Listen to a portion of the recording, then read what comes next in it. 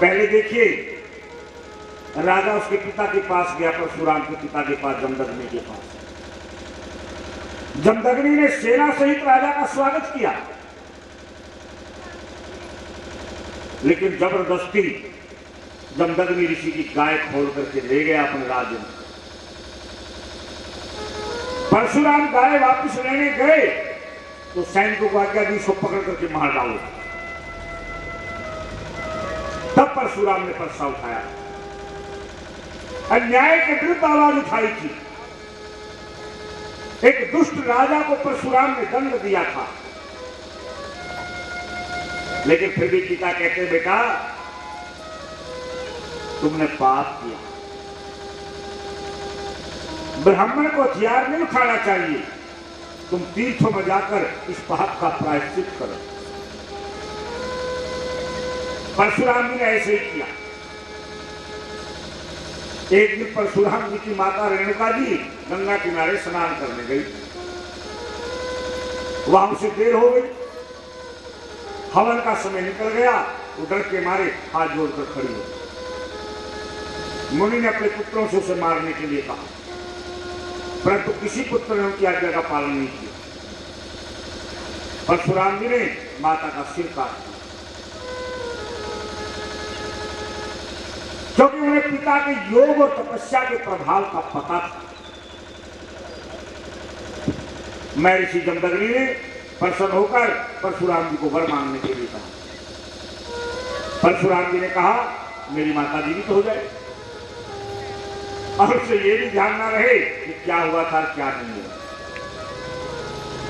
एक बार सहस्त्रार्जुन के लड़कों ने अपने पिता की हत्या का बदला लेने के लिए जमदग्नि जी का सिर काट दिया। सती रेणुका विलाप करने लगी। विलाप सुनकर परशुराम जी आश्रम पर आए। पिता की निर्मम हत्या देखकर उन्हें बड़ा दुख हुआ। परसा उठाया और सहस्त्रार्जुन के पुत्र को काटा। सुखदेव जी कहते हैं, अब मैं तुम्हें चंद्रवंश की कथा सुना। भागवत में अब तक आप जो कथाएं सुन रहे थे, ये सूर्यवंश की कथाएं।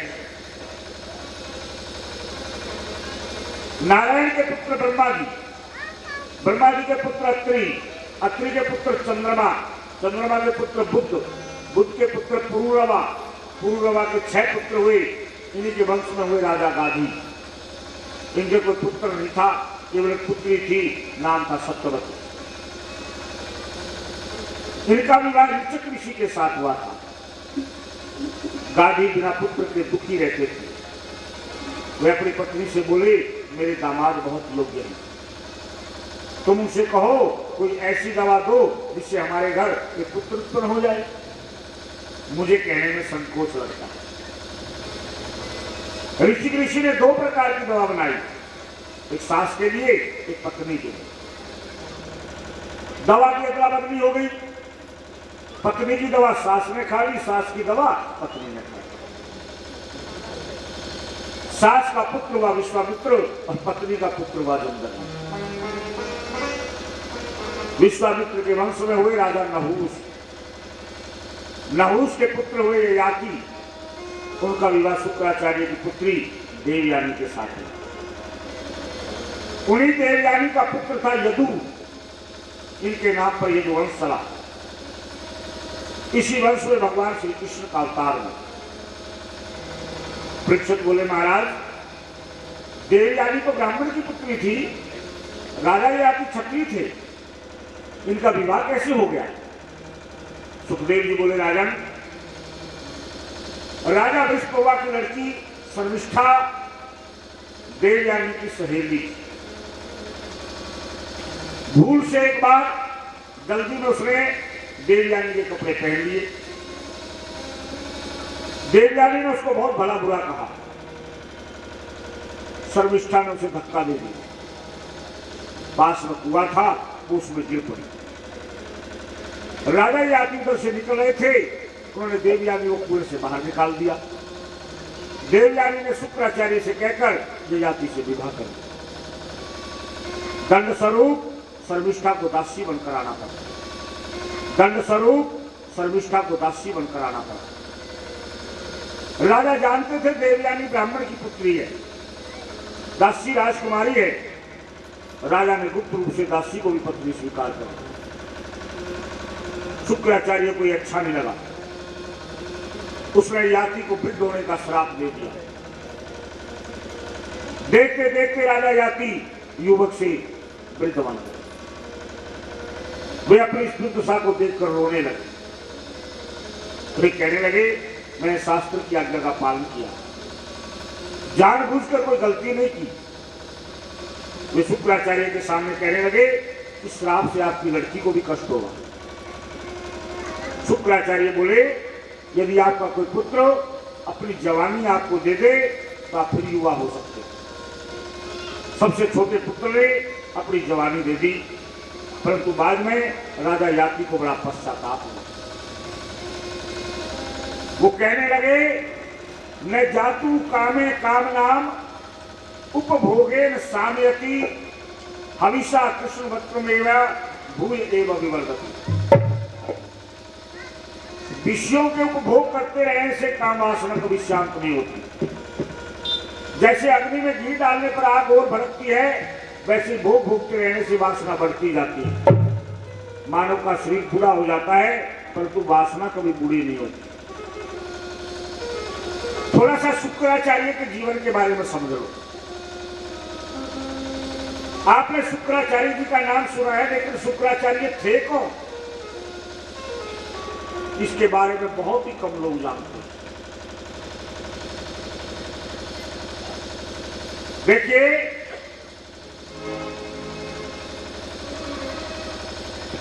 भृगु ऋषि के पुत्र थे कवि, जो बाद में गुरु शुक्राचार्य के नाम से प्रसिद्ध हुए। इनके बचपन का नाम कवि।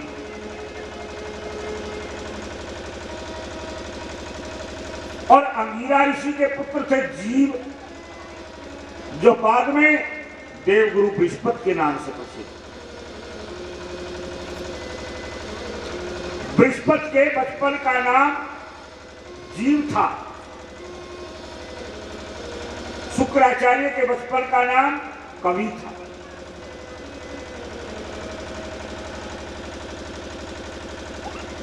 अब ये दोनों अंगिरा ऋषि के पास पढ़ते थे, परंतु अंगिरा जी अपने पुत्र को संसार का सर्वश्रेष्ठ विद्वान बनाना चाहते थे। इसलिए वे अपने पुत्र जीव को एकांत में पढ़ाने लगे। कभी कोई भेदभाव अच्छा नहीं लगा। उसने अंगिरा ऋषि के चरण स्पर्श करके क्षमा मांगते हुए कहा, ऋषिवर, आप मुझे अपनी सेवा से मुक्त कर दें, मेरी टीसी काट दें, मैंने आपके पास नहीं पढ़ना, मैं कहीं और शिक्षा ग्रहण करूंगा। तो भी आप अपने कर्तव्य के पालन के पक्ष से गिर गए। आप मुझ में और अपने पुत्र में भेद करते। कवि मेधावी छात्र था, वो अच्छी शिक्षा ग्रहण करना चाहता था। उसने भगवान से प्रार्थना की, हे प्रभु, मुझे ऐसे महापुरुष के पास भेजो जो मुझे सत्य पथ का निर्देश दे सके। मैं ऐसी विद्या प्राप्त करना चाहता हूं जो संसार में किसी दूसरे के पास ना हो। जब कवि इस प्रकार भगवान से प्रार्थना कर रहा था, तभी वह गौतम ऋषि पधार गए। कवि ने गौतम ऋषि को अपने मन की बात बताई। गौतम ऋषि ने कवि को भगवान शंकर के पास जाने के लिए कहा। कवि कैलाश पर्वत पर पहुंच गए। श्रद्धा भक्ति पूर्वक भगवान शंकर से प्रार्थना की। भगवान शंकर ने प्रसन्न होकर मृत संजीवनी विद्या कवि को दे दी। यह विद्या और किसी के पास नहीं थी, इसीलिए कवि मृत संजीवनी विद्या के आचार्य बनकर जो बाद में शुक्राचार्य के नाम से प्रसिद्ध है। सुखदेव जी कहते हैं, राजन, अब मैं पुरु के वंश का वर्णन करता हूं। तुम्हारा जन्म इसी वंश में हुआ। राजा याति के बड़े लड़के हैं राजा यदु, इनके वंश में भगवान कृष्ण का जन्म हुआ। छोटे पुत्र है पुरु, इसमें राजा परीक्षित का जन्म हुआ। पुरु के वंश में एक राजा हुए दुष्यंत। एक बार महर्षि कणव के आश्रम पर उन्होंने एक कन्या देखी, उसका नाम था शकुंतला। राजा ने उसके साथ गंधा विवाह कर लिया। उनका पुत्र हुआ भरत। इसी वंश में राजा हुए रंती देव। प्रारब्ध के अनुसार जो वस्तु मिलती थी, रंती देव उसी का उपयोग करता था। वे संग्रह, विग्रह, ममता आदि से अनासक्त रहते थे। एक बार उन्हें कई दिन तक भोजन क्या, पीने के लिए पानी भी नहीं मिला। वे भूख प्यास के मारे मरने वाले थे, तभी उन्हें कुछ भोजन व जल मिल गया। राजा रंती देव ने जैसे ही जल पीना चाहा, एक ब्राह्मण अतिथि बनकर आ गया। रंती देव ने ब्राह्मण को श्रद्धापूर्वक भोजन कराया। तभी कुत्ता आया, जो भोजन बचा था उसे खिला दिया। अब केवल जल बचा था। राजा रंती देव जैसे जल पीने को तैयार हुए, एक अतिथि आया, वह प्यास से व्याकुल हो रहा था, वो उसे पिला दिया। राजा रंती देव कहा करते थे, हे भगवान, मुझे ना साम्राज्य चाहिए, ना स्वर्ग चाहिए, ना मोक्ष चाहिए। मेरी कामना तो यही है, मैं संसार के सभी प्राणियों का दुख झेलूं, जिससे दूसरे प्राणी को दुख ना। रंती देव के वंश में हुए राजा द्रुपद, इनकी पुत्री थी द्रौपदी। पुत्र था दृष्टद्युम्न।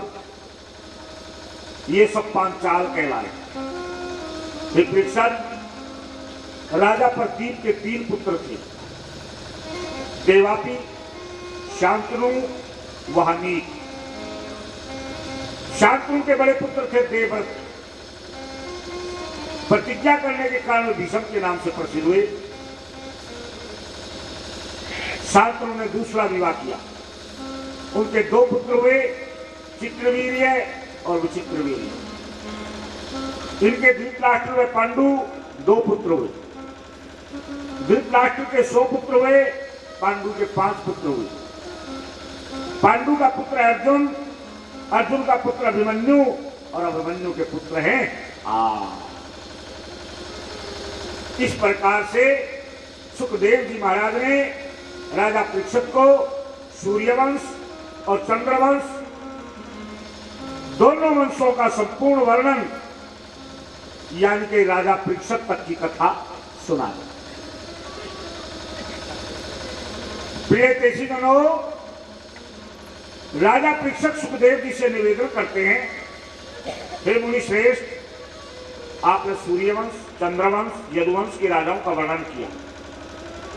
अब कृपा करके बलराम और श्री कृष्ण का चरित्र मुझे सुनाइए।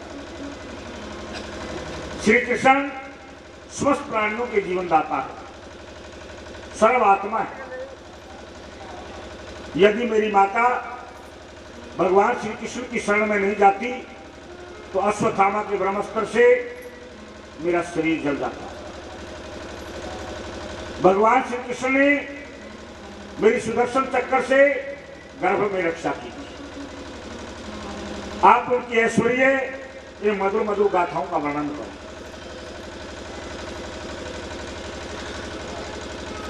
भागवत में लिखा है, एवं निशम्य भृगुनंदन साधुवादम वैया सखी से भगवान अथ विष्णुरातम परतरीय कृष्ण चित्रम कलिमस घनम व्यातुमारभत भागवत प्रधाना। सूत जी कहते, सौनक जी, मैंने आपको बताया था कि शुक्र ताल में बट के वृक्ष के नीचे राजा परीक्षित को कथा सुखदेव जी ने सुनाई थी।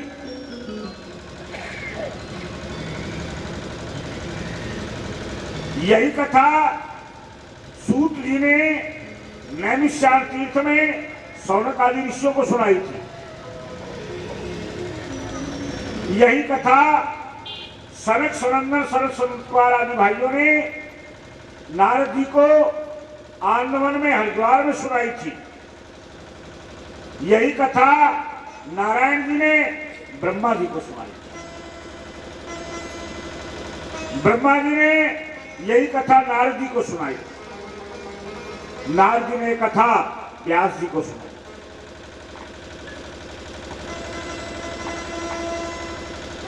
और सुखदेव जी ने बड़े प्रेम से कहा कि भगवान श्री कृष्ण की कथा से वक्ता श्रोता वैसे ही पवित्र हो जाते हैं जैसे गंगा का जल पीने से सभी पवित्र हो जाते हैं। बोल गंगे मैया की जय। हे राजन, दैत्य लोगों ने राजाओं का रूप धारण करके पृथ्वी को आक्रांत कर दिया। तब पृथ्वी गाय का रूप धारण करके ब्रह्मा जी के पास आई।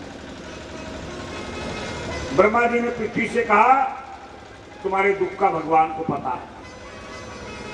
वे वसुदेव की पत्नी देवकी के गर्भ से कृष्ण रूप में अवतार लेकर के आई। सभी देवता भी अवतार लेकर वहीं पर पहुंच जाए। हे राजन, मथुरा के एक राजा थे, उनका नाम था उग्रसेन। एक बार द्रुमिल नाम के राक्षस ने उनकी अनुपस्थिति में उनकी पत्नी से बलात्कार कर लिया। ये बात पत्नी ने पति को नहीं बताई। उसके एक पुत्र उत्पन्न हुआ, उसका नाम रखा गया कंस।